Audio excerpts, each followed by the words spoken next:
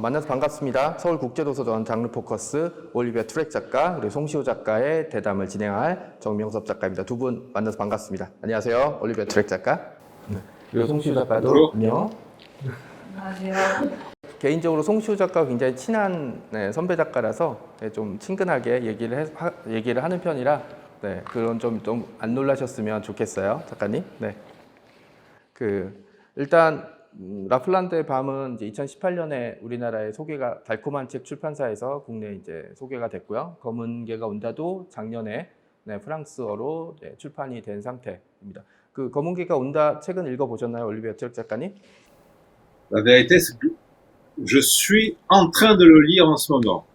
Voilà, je l'ai pas fini, mais je suis en train de le lire.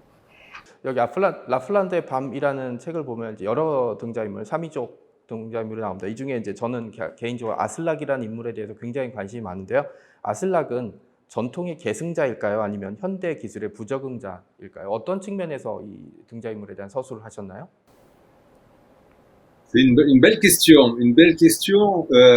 Aslak, pour les futurs lecteurs, pour les gens qui connaissent pas l'histoire, c'est un éleveur de rennes sami, donc on se situe dans le nord de la Norvège, au cœur de la Laponie.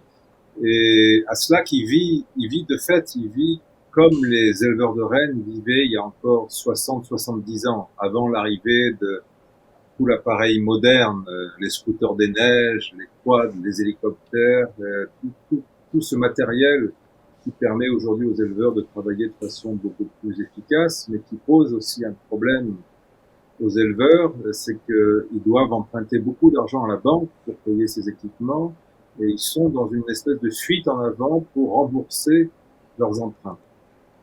Oui, pour Aslak, on ne sait pas, lui, il n'a pas renoncé à un mode de vie, à la différence des autres éleveurs. Lui, il est toujours resté fidèle au mode de vie qu'il a toujours connu.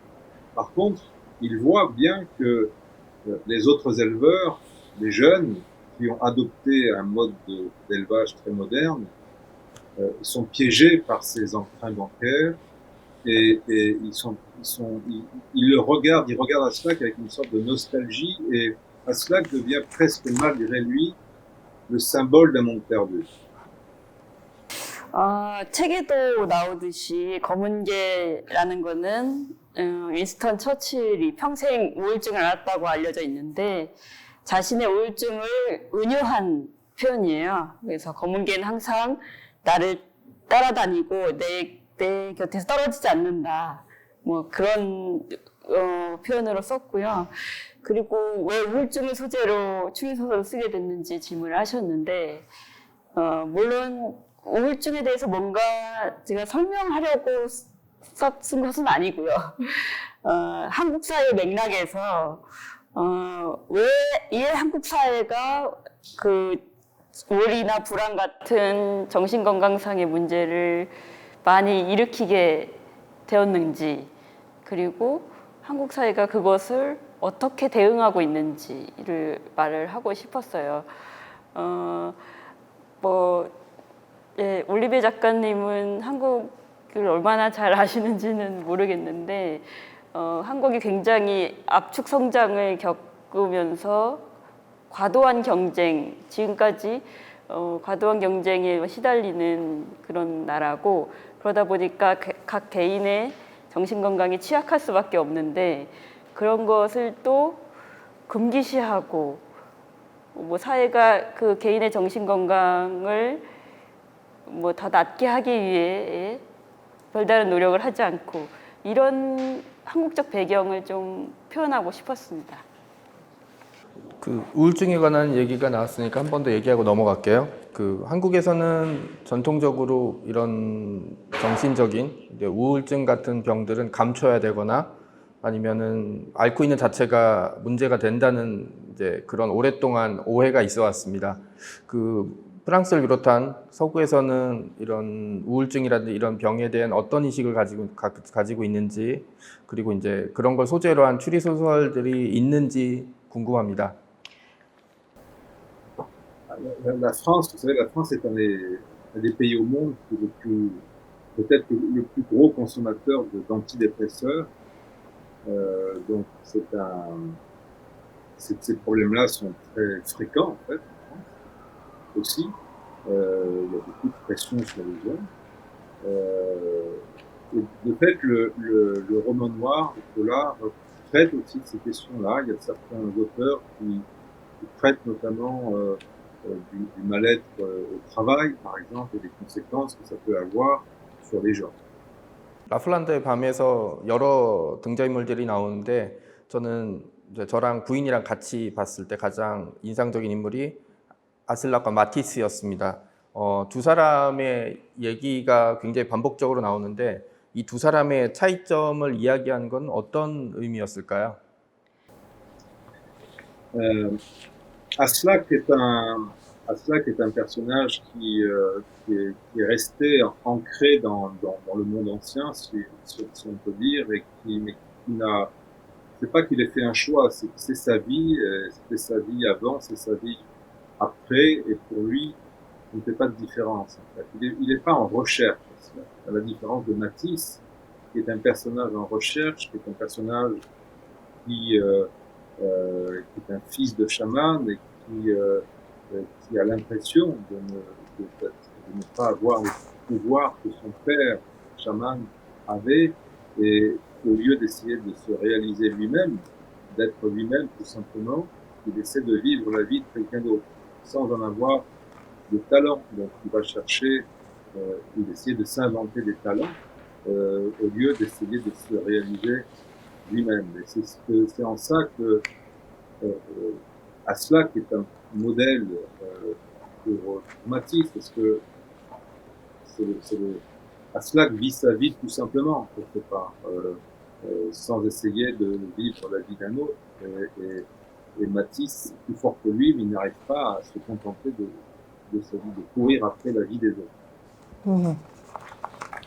Alors, juste pour compléter, le problème de Matisse, quelque part, c'est en ça peut-être que ça approche de la problématique de Song Si-woo et du Chien Noir, c'est que Matisse est dans une forme de dépression aussi, quelque part.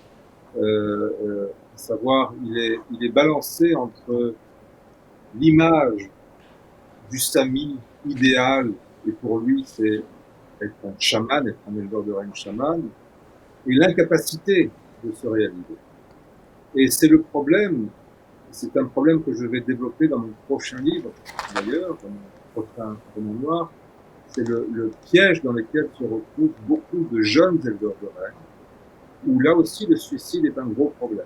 Parce qu'ils sont écartelés entre, d'un côté, la pression de la tribu, du clan Sami, de dire tu dois être un Sami, c'est toi l'avenir du peuple Sami, avec toutes les traditions qui vont avec, en tant qu'éleveur de rennes. Et de l'autre côté, tous les problèmes auxquels ils sont confrontés en tant qu'éleveurs de rennes, à cause des industries minières, des industries éoliennes, des industries touristiques, qui les empêchent de plus en plus de faire leur métier d'éleveur de rennes, donc d'être un vrai Sami. Et ça a pour conséquence que beaucoup de jeunes éleveurs, et c'est le problème principal de santé publique chez les Samis, beaucoup de jeunes éleveurs se suicident. 그 우울증 얘기를 하셔서 이제 바로 다음 질문과 좀 연관이 돼 있는 것 같은데요. 사미족은 현대를 여러 가지 모습으로 살아가고 있습니다. 적응하는 사람, 회피하는 사람, 부적응한 채 살아가는 사람. 사미족의 미래에 대해서 상상해 보신 적이 있나요? 뭐 저자는 그리고 만약에 여기 여러 형태 등 이제 적응하는 사람들이 있는데 어떤 형태의 삶이 사미족의 미래에 어울린다고 생각하나요? Très, très, très grosse question. C'est un... Les Samis, il faut voir que c'est un peuple c'est la dernière population aborigène d'Europe, de l'Union européenne. Donc ils ont une culture très spécifique par rapport au reste de l'Europe. C'est ça qui en fait une population à part. Mais il faut voir que seulement 10% des Samis vivent de l'élevage du renne. Les 90% des Samis ils vont travailler, ils vont être médecins, avocats, journalistes, garagistes. Ils ont les métiers des autres Suédois, des autres Norvégiens, des autres Finlandais. Et c'est une grande question qui se pose, et moi je n'ai pas la réponse, mais c'est une grande question, c'est une question très importante que vous posez et que les Samis se posent eux-mêmes. C'est-à-dire quel est leur avenir en tant que peuple, sachant que le piège pour les Samis, c'est que leur culture, c'est une culture très forte, une identité très forte, est beaucoup assimilée à la culture de l'élevage de rennes. Même si c'est seulement 10% des Samis qui vivent de l'élevage du renne, l'ensemble de la population Sami est assimilée à la culture de l'élevage du renne. Et avec toutes les menaces qui pèsent sur l'élevage de rennes, aujourd'hui et dans les 20, 30, 40 ans à venir, la question qui se pose et qui est une vraie question existentielle pour laquelle je n'ai pas de réponse, mais je cherche dans mes livres, c'est si l'élevage de rennes disparaît, est-ce que ça veut dire que la culture Sami disparaît? Et c'est vraiment une question qui est très, qui fait beaucoup de débat au sein du peuple Sami, de savoir comment exprimer le mieux son identité en tant que peuple minoritaire. 한국에서도 오랫동안 이제 압축 성장을 하면서 전통이 사라진다는 위기감이 존재하고 있거든요. 그래서 많은 사람들이 그 사미족의 이 문화가 사라지는 거를 한국의 전통 문화가 사라지는 걸로 많이 걱정하고 있어서 감정이입을 한 사람들이 저를 포함해서 굉장히 좀 많았습니다. 네, 다음에 송시우 작가한테 질문을 할게요. 저기 소위 얘기하는 우울한 사람들을 사회에서는 어떻게 배려를 해줘야 될까요? 아니면 기다려야 되나요? 아니면 뭐 지켜봐주고 적극적으로 치료를 해주고 도와줘야 되나요? 네, 제가 정답을 뭐 제시할 수는 없는 문제고요. 그런데 이제 작품에서도 크게 두 가지의 입장이 대립되는 것을 많이 묘사를 했는데, 그 우울증 약에 대한 제약회사 음모론이라고 할까요? 그러니까 우울증은 실제로 존재하는 병이 아니고 제약회사가 이익을 위해서 만들어낸 병이다. 이런 것이 뭐 우리나라뿐만 아니라 세계적으로도 많이 그 음모론을 믿고 있는 사람들이 많고, 그래서 우울증을 적극적으로 치료를 해야 된다. 사회가 이것을 뒷받침해줘야 된다라는 입장과 우울증은 실제로 존재하지 않는 병이다라는 입장이 대립되는 그 두 주장의 충돌을 작품에 전체적으로 그렸다고 볼 수 있는데, 제 입장이라고 한다면 일단 음모론은 좀 배격하는 입장이고요.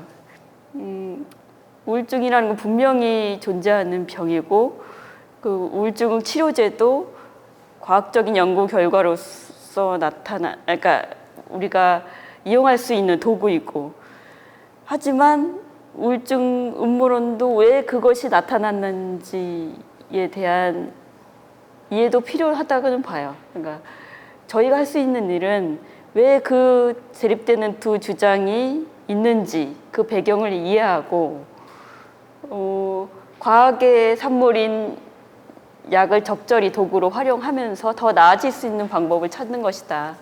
그렇게 일단 정리할 수 있을 것 같습니다. 송시우 작가가 개인적으로 올리비에 트렉 작가에게 질문이 있다고 해서 네, 그 질문을 한번 들어가 주셨으면 하고, 네, 어떤 질문인가요? 라플란드의 밤을 정말 뜻깊게 흥미롭게 잘 읽었습니다. 왜 웃으시죠?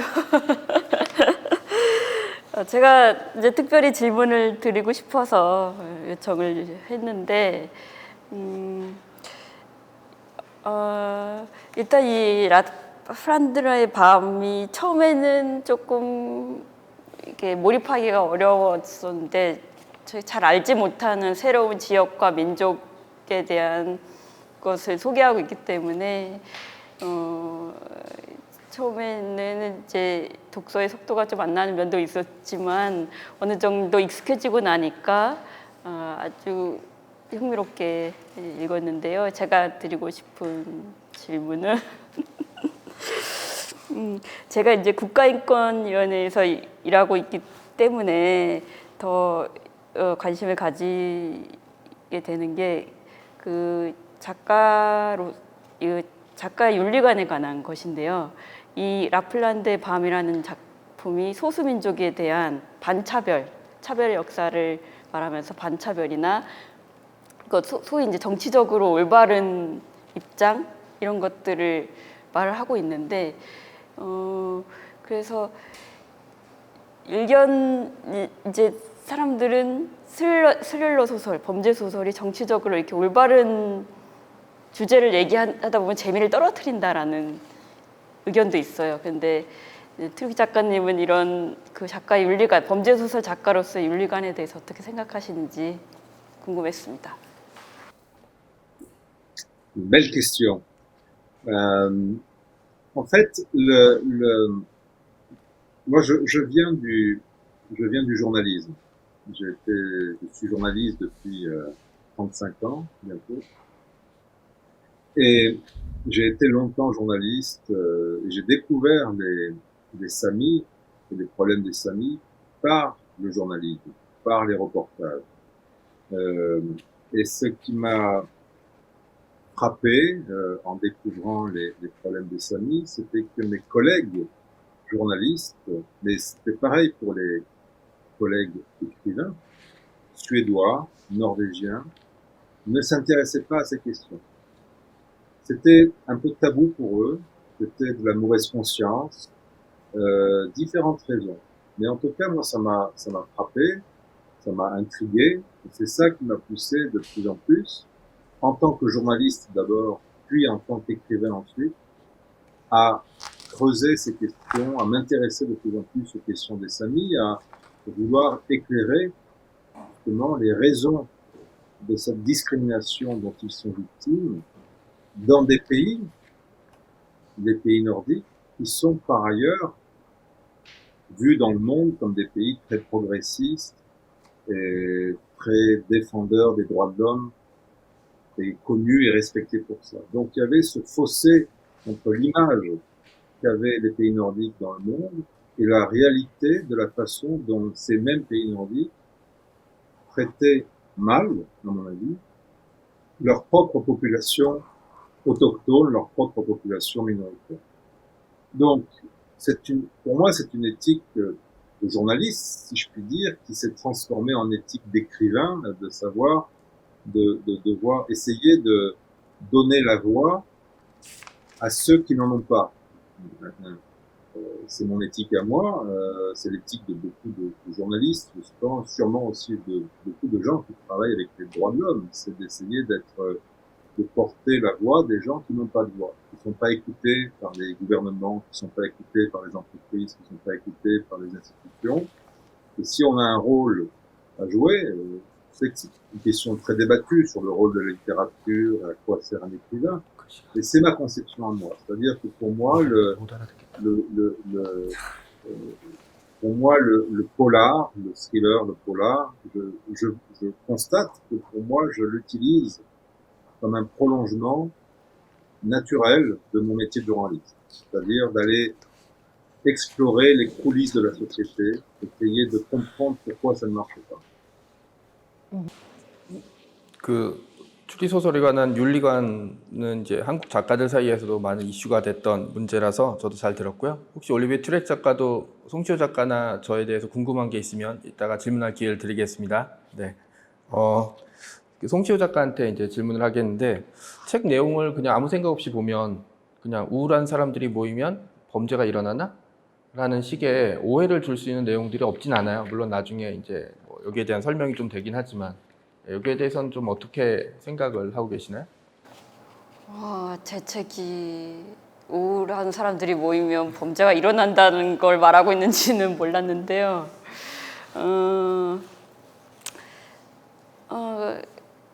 그 작품 속에서 범죄가 일어나는 거는 반탁신이라는 우울증 약에 대한 음모론에 맹목적으로 빠져든 사람이 우울증 약 없이도 충분히 우울증이라고 진단받은 사람들이 회복될 수 있다라는 걸 뭔가 반증하고 싶어서 만든 모임에서 범죄가 일어나는 거죠. 그러니까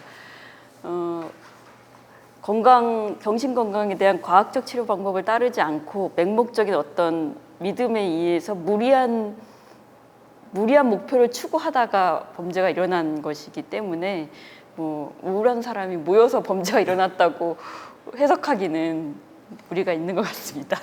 예. 한국에서는 라플란드의 밤만 이제 번역돼서 소개가 된 걸로 알고 있는데요. 저서 중에서 이제 뭐 라플란드의 밤 시리즈 같은 스릴러나 아니면 논픽션 중에서 우리나라에 꼭 소개하고 싶은 작품이라든지 뭐 간단히 소개하고 싶은 작품들이 있나요? Tous mes livres, tous mes livres. D'abord, je voudrais dire que je voudrais remercier mon éditeur coréen. Et malheureusement, je ne lis pas le coréen, je ne suis pas capable de juger de la traduction, mais je voudrais au moins dire que je trouve que la couverture est extraordinaire, magnifique. Je l'adore. Voilà, j'adore, c'est une des favorites, cette couverture du Dernier Lapon. Après le Dernier Lapon, il y a dans la même série, avec les mêmes héros, Clémette et Nina, ces deux policiers de la police des Rennes. J'en suis maintenant au 4e dans la série. Donc évidemment, ce sont des histoires indépendantes les unes des autres, mais on retrouve ces personnages et plus on avance dans la série, plus on connaît les dessous de la Laponie, de la société Sami, et de ses problèmes, et des réponses que les gens essayent d'apporter aux problèmes. Donc, il y a un autre livre qui je pense, pourrait être intéressant, mais c'est un roman d'aventure historique, mais qui pour moi, il se passe au XVIIe siècle et qui raconte à travers l'histoire d'un cartographe qui est originaire du Pays Basque, donc dans le sud-ouest de la France, qui raconte l'histoire des débuts de la colonisation de la Laponie par les Suédois. Et je pense que ça aussi, ça aborde donc beaucoup le thème de la colonisation et quelque part mes romans policiers, mes polars, font la conséquence 400 ans après de ce qui s'est passé dans ce roman d'aventure historique. Donc pour moi, c'est la même histoire en fait, des genres de livres différents, mais c'est la même histoire que je raconte sous différents angles, sous différents éclairages différents. 저도 작가님의 모든 책이 한국어로 번역되길 바랍니다. 네. 그리고 여기 보면 표지에 23개 인터내셔널 추리문학상 수상작이라고 나와 있습니다. 23개 추리문학상의 수상작이라고 되어 있는데 이걸로도 충분하지만 한국에서 왜 라플란다의 밤이 소개됐는지 유일하게 거기에 대해서 좀 생각해 보신 적이 있으신가요? C'est une bonne question, ce serait presque à vous de répondre, parce que je connais malheureusement, je n'ai jamais été en Corée, je connais très mal la société coréenne, seulement à travers les médias et les lectures.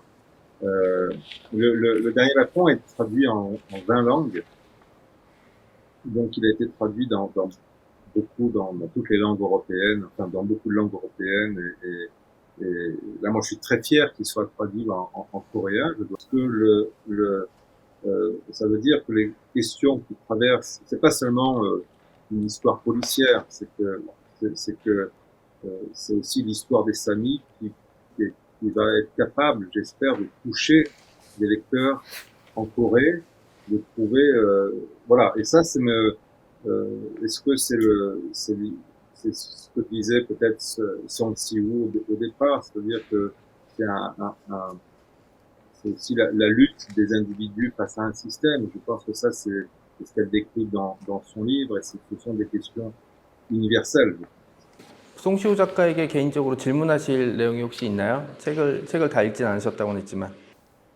Et oui, tout à fait, parce que en écoutant la conversation notamment et en découvrant le début du livre, j'en suis je me demande la raison pour laquelle cette question de la dépression euh, est taboue dans un pays comme la Corée, qui est un pays, vu de France ou de Suède où j'habite, la Corée est un pays qui est on regarde beaucoup avec la culture, avec la culture pop coréenne. C'est devenu un pays qui est très populaire en Europe, la Corée. Et est-ce que pour un auteur coréen, justement, c'est difficile, c'est compliqué de s'attaquer à ce genre de sujet? 정신건강이 금기시되는 정신건강적인 취약함이 금기시되는 한국만이 아니라 약간 동양적인 특성 같아요. 저희 한국뿐만 아니라 뭐 일본이나 중국도 그렇지 않을까 싶은데 소위 우울증이나 불안증 같은 그런 기분 장애와 정신병, 그러니까 조현병 같은 정신병을 잘 구분을 하지 못하고 그냥 소위 말해서 다 이렇게 좀 미쳤다, 정신이 이상하다, 문제가 있다, 병리적이다 이렇게 보는 시각이 강하기 때문에 그런 문화가 예전부터 있기 때문에 그런 것 같고요. 제가 이 주제를 다루는 거에 있어서의 어려운 점이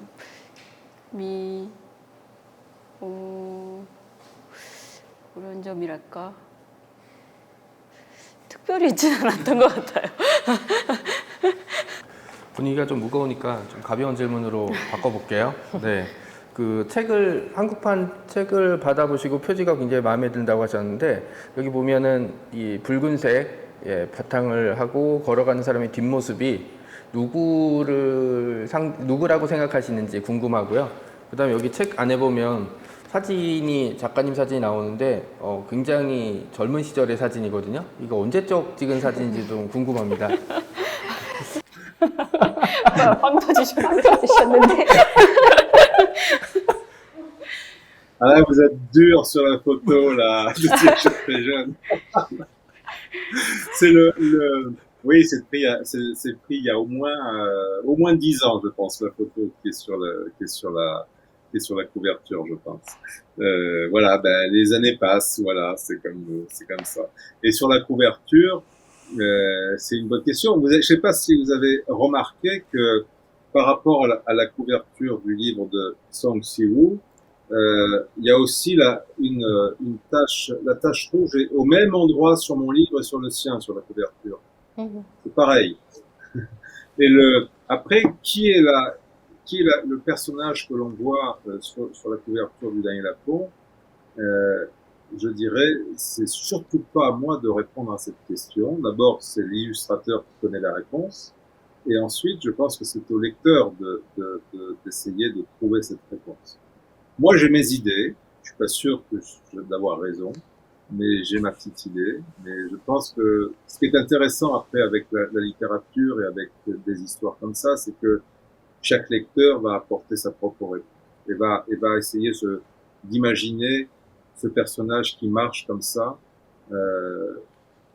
vers quoi il marche, qu'est-ce qu'il fuit et vers quoi il marche, et dans quel état d'esprit il est. Et ça, c'est la beauté de ce genre de couverture. 그러면 돌발질문인데, 송시호 작가는 이 표지에 나오는 사람이 누구라고 생각하나요? 아슬라가 아닐까요? 이렇게 너무 재미없나요? 재미없는 질문을 하면 네.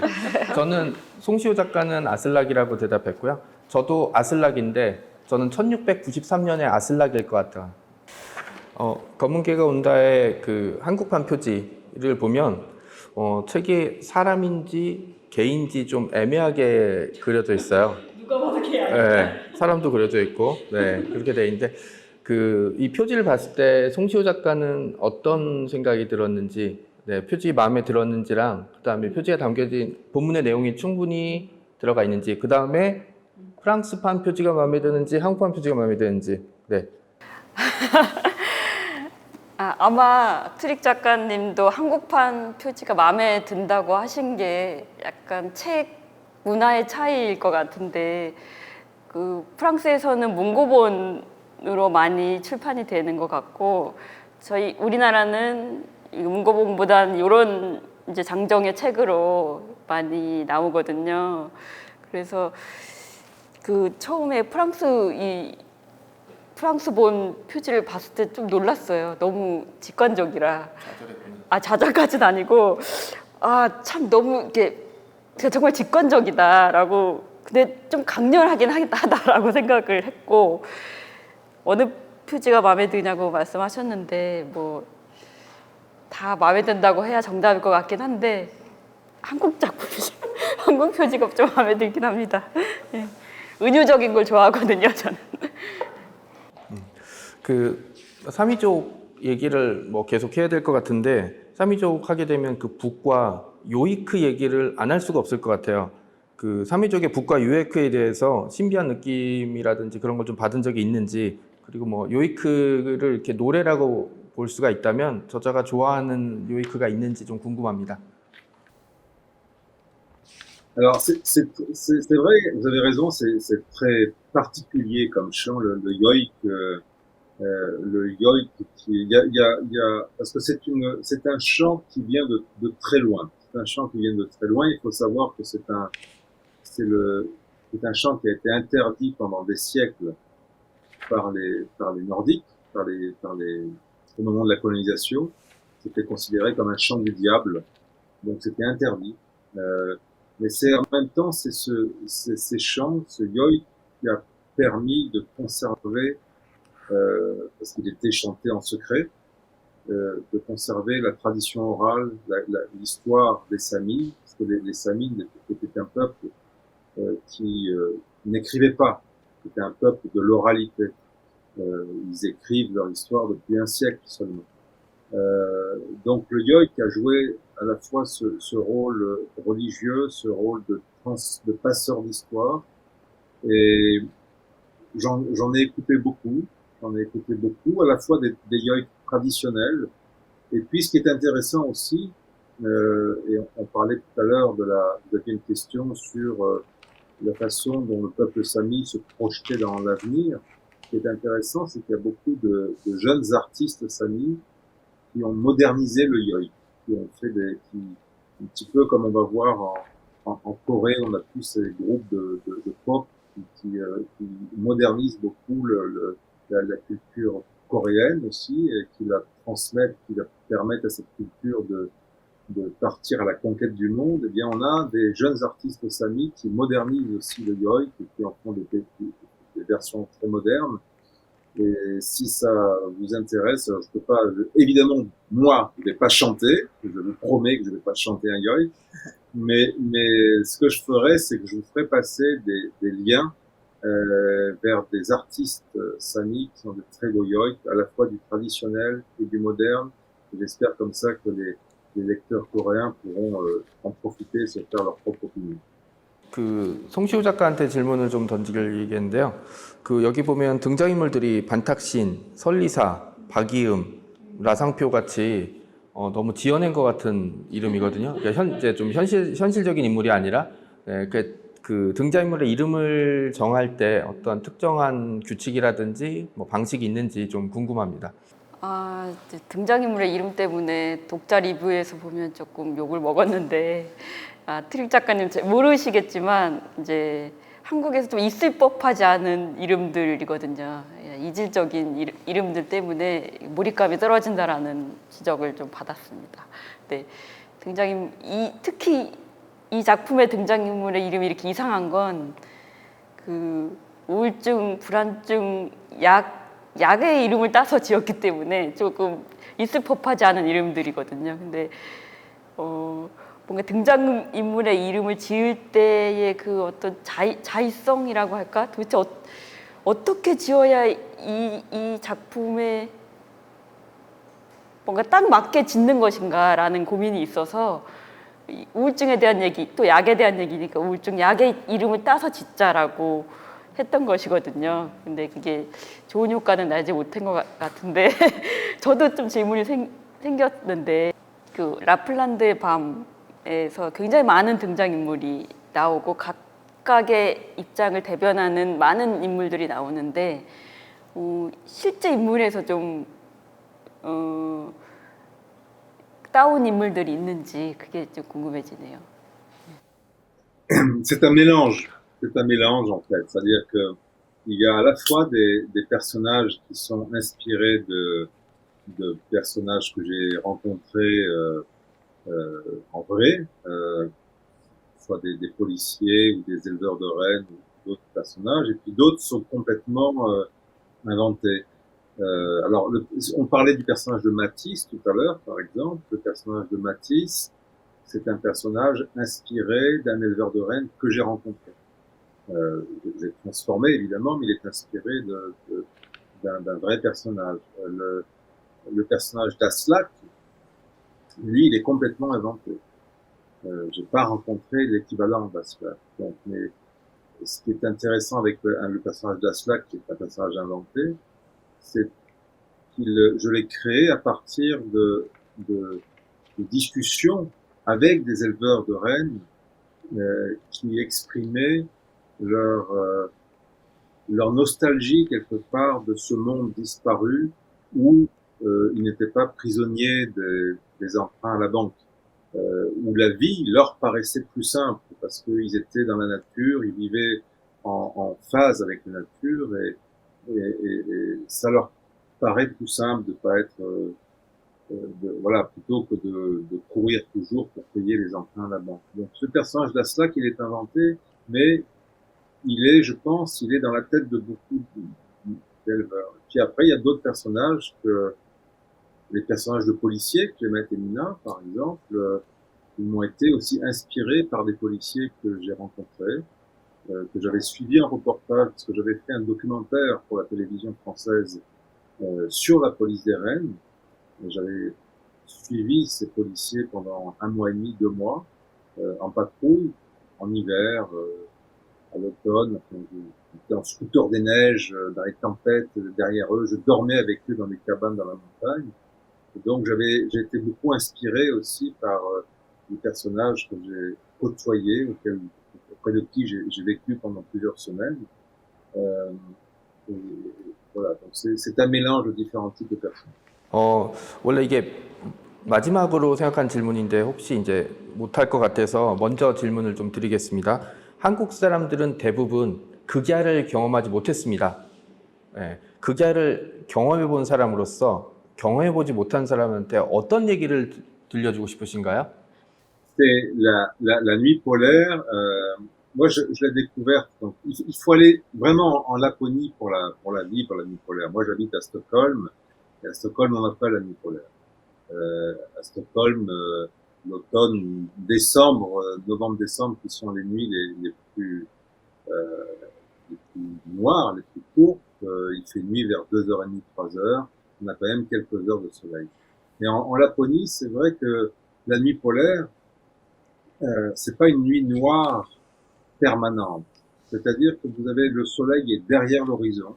Vous ne voyez pas le soleil, mais vous allez avoir les reflets du soleil sur le ciel. Donc, ce sont des lumières bleutées. Moi, j'adore cette nuit polaire parce qu'en fait, c'est pas une nuit noire, c'est une nuit bleue avec des variétés de bleu qui sont extraordinaires. Si vous avez de la chance, en général, en Laponie, l'hiver, vous avez de la neige tout le temps. Donc, ce que vous allez avoir, c'est que vous allez avoir la lumière de la lune aussi, par exemple, qui va se refléter sur la neige. Donc, ça donne une lumière, c'est pas noir, c'est une lumière fascinante. Moi, je trouve ça fascinant. Et si on a de la chance, en plus, on va avoir des aurores boréales qui vont donner un côté encore plus magique à cette nuit polaire. Donc, j'espère que vous aurez l'occasion de la vivre, de la sentir. Il fait froid en général, mais le froid fait partie de l'expérience aussi pour complètement ressentir cette nuit polaire.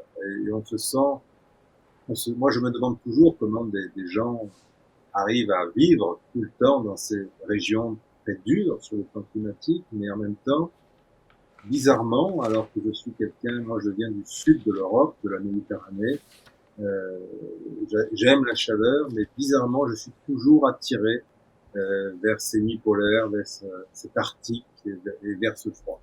C'est quelque chose dans ma tête. 저도 더위를 좋아하는데 군 생활을 DMZ 제일 끄트머리 해갖고 어떤 추위인지 대략은 약간 이해가 갈 것 같습니다. 그래서 재밌게 읽었는지 모르겠고요. 그 송시호 작가 검은개 온다 보면 그 공탈이라는 멤버들이 공탈이 나오죠. 네, 거기 보면은 근데 보통 이렇게 모임이라든지 이러면은 여러 명이 서로 돕는 장면으로 나와야 되는데 여기서 보면 1대1로 이렇게 얘기하는 장면이 나오는데 이거는 좀 의도하는 건가요? 그게 좀 궁금했었어요. 그 뭐 의학계 비전문가인 반탁신이 고안한 치료법이기 때문에 과학적인 근거가 그 작품 안에서 있는 건 아니지만 제가 뭐 그렇게 설정한 거는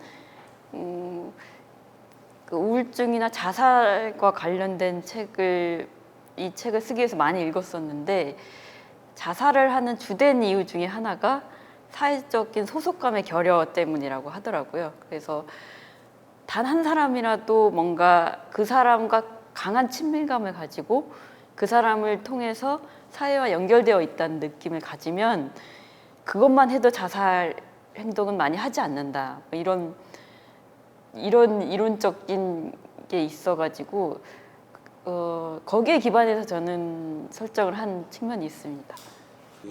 여기 시작을 보면 1693년에 북을 가지고 도망친 사람 그리고 마지막에 그 극야 속으로 사라진 사람 모두 아슬락입니다. 당연히 동일 인물은 아닐 거고요. 그 이름을 같은 이름을 한 의도가 뭔지 이유가 뭔지 좀 궁금합니다. Vous posez des questions très très indiscrètes, hein, mais c'est typiquement le genre de choix, je pense, pour un écrivain qui veut dire au lecteur à quoi te chercher, quel est le lien, quelle est la continuité entre les personnages, quel est le lien entre ces personnages, et je pense qu'en fait c'est pas à moi d'essayer d'apporter une réponse à cette question qui est une question essentielle. Hein. Je dis pas que la question manque d'intérêt, mais je pense que c'est typiquement, pour moi en tout cas, par ce type de choix de narration, une façon pour le lecteur de se poser ce type de questions. Mais je pense pas que ce soit à moi d'apporter la réponse. 저는 개인적으로 삼위족의 운명이 이어진다라는 느낌으로 이제 이 해석을 받아들였습니다. 근데 제 해석이 어떤지 좀 궁금해서 이제 여쭤봤던 거였고요. 검은개가 온다로 다시 질문 넘기면 당연히 실패가 예정돼 있긴 했지만 반탁신의 이 치료가 실패로 돌아가는 장면이 나와요. 예, 근데 이걸 당연히 예정된 거지만 어떤 식의 실패를 좀 그리고 싶었는지 왜 실패했는지 좀 궁금합니다. 그 반탁신이라는 인물은 자기 어린 아이들이 우울증 치료를 받다가 약에 대한 부작용으로 자살을 했다라고 생각하는 그렇게 믿는 사람이거든요. 그렇기 때문에 의사들이 실제로 있지도 않은 병을 치료하기 위해서 내 아들을 죽였다라는 그런 분노에 의해서 뭔가 우울증이라는 병은 실제로 없다라는 걸 증명하기 위해서 이런 공탈이라는 모임을 만들었기 때문에 당연히 목적이 거기에 있고 이 사람은 의학 전문가가 아니기 때문에 이 사람이 한 치료법은 실패할 수밖에 없었던 것이죠. 네, 그리고 오직 이 사람의 목적은 우울증이라는 것은 없다. 그것은 제약회사에서 만들어낸 병이다라는 걸 증명하는 것에만 있었기 때문에 그 과정에서 발생한 어떤 자살을 은폐하기 급급했고, 그렇죠. 네, 네. 그럼 파국으로 갈 수밖에 없었던 조건을 이미 갖고 있었다고 생각합니다. 네. 어쩌면 검은개가 온다의 가장 핵심적인 질문일 수도 있을 것 같은데요. 여기 정신병에 가기까지 도움을 주지 않는 가족, 그 다음 약을 처방해준 의사, 그리고 정신병 진료에 대해서 아주 부정적인 한국의 이미지, 한국의 어떤 사회적인 분위기 모두 문제인 것처럼 이제 책에 나오고 있습니다. 어쩌면 정신을 거기다 더하면 정신을 어지럽히는 현대 사회의 복잡함이 이 구조적인 문제로 이제 작용을 하는 것 같은데, 작가님 생각하기에는 이런 요인 중에 어떤 게 가장 큰 문제점이고 어떤 식으로 좀 바꿔나가야 될 거라고 생각하시나요? 우울증 같은 그런 기분 장애는 너무나 개인적인 질병이기도 하지만 동시에 또 굉장히 사회적인 질병이라고 보거든요. 그러니까 개인의 심리적 취약함이 나타난 병이기도 하지만 오직 그것만 원인이 있는 것은 아니고 사회가 개인한테 가하는 압박이 병으로 나타난 것이기도 하기 때문에 짧게는 사회적으로 뭔가 이 사회가 강요한 압박 때문에 병이 나타난 사람들에 대해서 치료를 지지하는 그런 시스템이 있어야 된다고 생각을 하고, 좀 더 거시적으로는 그런 사회 구조를 바꾸려는 노력이 있어야 되겠죠.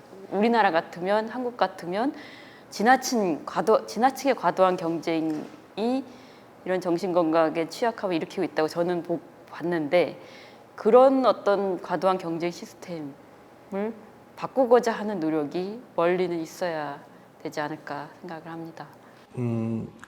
올리비아 트렉시는 프랑스인으로서 그 스칸디나비아 반도에서 외지에서 지금 지내고 계십니다. 오랫동안 지냈지만 혹시 살면서 내가 이방인이라고 느낀 적이 있는지, 그리고 라플란드의 밤에서 그 같은 국적의 프랑스인이 등장하지만 그렇게 좋은 이미지는 아닌 걸로 나오거든요. 이게 의도한 건지 아니면 뭐 그냥 경험에서 나온 건지 그런 게 좀 궁금합니다. D'abord sur la première question, à savoir si je me sens comme un étranger en Suède, oui, parfois, même si, comme beaucoup de Suédois, je suis blond aux yeux bleus, même si ça commence à devenir gris, mais dès que j'ouvre la bouche, on entend que j'ai un accent étranger. Je parle suédois, mais toujours avec un accent. Donc oui, je me sens toujours parfois étranger, mais après j'ai eu la chance de pouvoir m'intégrer assez vite en Suède parce que ma femme est suédoise, donc j'ai pu bénéficier de son réseau de famille et d'amis pour m'intégrer, pour partager la vie des Suédois. Mais c'est vrai que venant comme moi de l'Europe du Sud, on a dans latin, on a des habitudes de vie différentes, mais après ça reste l'Europe et il y a aussi beaucoup de points communs, beaucoup de points où on peut se retrouver. Quant au français, Racagnal, le personnage, l'un des deux français, parce qu'il y a un autre français dans le dernier Lacombe qui s'appelle Henri Mons, qui est le vieil explorateur qui avait ce tambour. Mais Racagnal, le fait que géologue, est un personnage, je suis d'accord, c'est un personnage qui est pas sympathique du tout. Ce qui est intéressant avec ce personnage, c'est que il est inventé, mais pas complètement quand même. C'est-à-dire que pour le personnage de géologue, euh, euh, je voulais un personnage qui soit le représentant d'une grande multinationale, qui touche à une multinationale qui travaille avec l'uranium. Il se trouve que la France est un pays un des pays, le pays au monde peut-être le plus dépendant de l'énergie nucléaire. Donc on travaille beaucoup en France avec l'uranium, on est très spécialiste de ça. Donc ça me paraissait assez logique finalement que ce personnage de Racagnal soit un géologue français. Et pour travailler ce personnage, j'ai contacté une compagnie nucléaire française. Ils m'ont mis en contact avec un géologue qui connaissait très bien la Laponie. Et je suis allé le rencontrer plusieurs fois. J'ai passé des heures avec lui.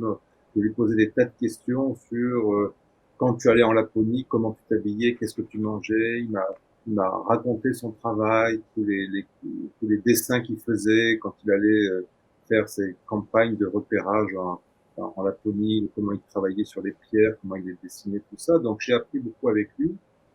Et c'est vrai que dans le livre, c'est un sale type, vraiment, c'est un sale type. Et quand le livre est paru, je lui ai offert le livre. Et donc, j'ai plus de nouvelles de lui après. Je sais pas pourquoi.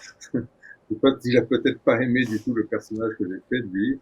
Mais lui, en tout cas, le personnage que j'ai rencontré n'était pas du tout le sale type que je décris dans mon livre, mais qui correspondait aussi ce côté sale type pédophile. Ça correspond malheureusement aussi à des problèmes de société qu'on trouve aussi en Laponie. Et donc je voulais, à travers ce personnage, en parler aussi un peu. 이거는 두 분한테 같이 질문을 좀 드려봐야 될 것 같은데요. 그 검문계가 온다를 보게 되면 어떤 사람이 자살하는 걸까라는 거에 대한 심원적인 근원적인 질문들이 쭉 이어집니다.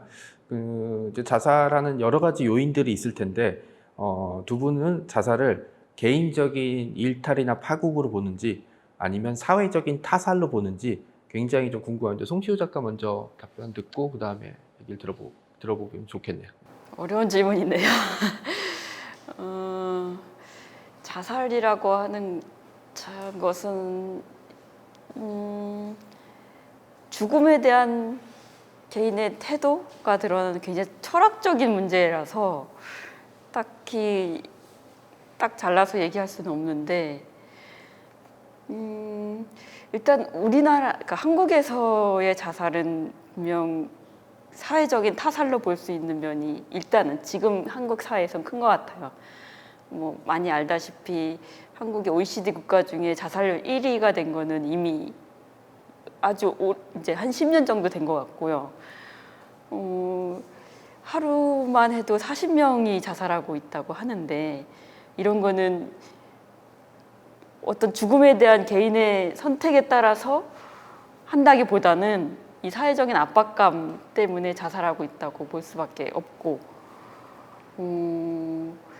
한국에서 나타나는 자살은 그래서 사회적인 어떤 책임이 크다. 일단 저는 그렇게 보고 있습니다. 예. Moi, je suis tout à fait. D'abord, je trouve que c'est une très belle question et très importante question. Et je trouve que Song Si-woo, il répond très bien. Je suis entièrement d'accord avec ce qu'elle dit. Et ce qu'elle disait tout à l'heure aussi, à savoir que si on change pas la société, on va continuer comme ça évidemment à avoir des taux de suicide. Alors c'est extrême pour la Corée, mais c'est des phénomènes qu'on retrouve dans beaucoup d'autres pays où il y a une pression sociétale très importante. Moi, je suis pas spécialiste, j'ai pas travaillé sur le suicide autant que Song Si-woo, autant qui s'est vraiment emparé de cette question. C'est toujours mystérieux un suicide, je pense. Il y a souvent je pense qu'on dit généralement qu'il y a des causes multiples, il n'y a pas une cause unique. Si il fallait être les dépressifs se suicider, il y aurait 100 fois plus de suicides, 1000 fois plus de suicides. Donc c'est des causes compliquées, mais je pense que des causes personnelles. Mais je rejoins vraiment Sang Si-woo, c'est que si on ne fait que traiter, c'est les questions qui ont été posées pendant cet entretien le montrent, c'est-à-dire et dans le livre de Sang Si-woo, on essaie d'aborder justement, de définir la dépression, de montrer les différences entre déprime et dépression, les côtés psychiatres et comment le traiter. Mais si on va pas, on peut développer des tas de traitements pour traiter la dépression. Et si on s'attaque pas aux causes du problème, c'est sans fin. Donc la question, c'est vrai pour la Corée du Sud, mais c'est vrai pour toutes les sociétés occidentales et au-delà, c'est que et c'est des questions qui sont vraiment, je pense, tellement complexes parce que le monde est très complexe. Comment est-ce qu'on change le rapport des gens à leur vie, à leur travail, au regard de l'autre? Parce que si on est dans ce type de compétition extrême, c'est parce que on subit le regard de l'autre, on a peur du regard de l'autre, on a peur d'être jugé en permanence. Et ça, si on n'arrive pas à se détacher de ça, ça demande c'est pas trop compliqué, mais ça demande un énorme travail sur soi, de faire confiance en sa propre personne, en ses propres valeurs. Donc, la question aussi, c'est sur quelles valeurs se base la société. 뭐 개인적으로는 자살의 가장 큰 문제점은 남아있는 가족들도 죽여버린다는 마음을 죽여버린다는 점이라고 생각을 좀 하고 있습니다. 이렇게 서울국제도서전 장르 포커스 저는 2시간을 어떻게 태울까 걱정을 많이 했는데 두 분의 도움 덕분으로 네, 잘 끝냈고요. 마지막으로 이제 2시간 동안 했던 짧은 소감, 그 다음에 이제 서울국제도서전이 이제 진행이 될 텐데 여기에 대한 응원 네, 한 말씀 부탁드립니다. 사실 이것 때문에 2시간을 끌었을지도 모르겠습니다. D'abord, moi, je voudrais vous remercier parce que la Corée, comme je disais tout à l'heure, c'est un pays la Corée du Sud, c'est un pays qui fascine beaucoup en Europe, et donc et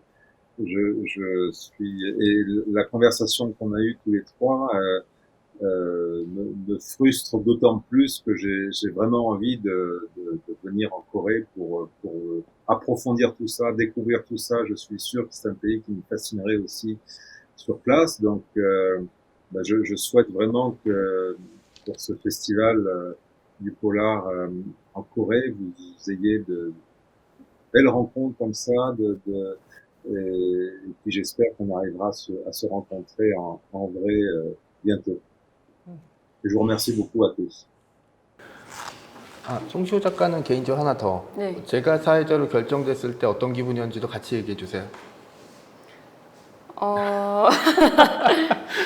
네. 정명섭 작가님이 사회자가 된다는 말을 듣고 일단 많이 안심을 했고요. 제가 말을 많이 안 해도 되겠구나라는 생각을 해서 안심을 했고, 이렇게 이 대담을 준비하면서 제가 읽기는 했지만 굉장히 흥미롭게 읽은 라플란드의 밤이라는 작가분과 대담을 할 수 있게 돼서 굉장히 영광이고요. 작년에도 이 대담에 참석을 했었는데 서울국제도서전에서 이렇게 장르 소설에도 많이 관심을 가지고 이런 자리를 마련해 주시고 한정 감사드리고, 코로나 상황 때문에 어쩔 수 없이 이렇게 비대면으로 진행을 하고 있지만 이렇게라도 많은 작품들이 국경을 넘어서 소개되고 하는 그런 좋은 기회가 많이 있었으면 합니다. 감사합니다. 이것으로 서울국제도서전 장르 포커스 올리비아 트랙 그리고 송시호 작가의 대담을 마치도록 하겠습니다. 참여하신 스태프분, 통역분, 그리고 이 화면을 지켜볼 네, 시청자 여러분 모두에게 깊이 감사드립니다. 감사합니다. Merci.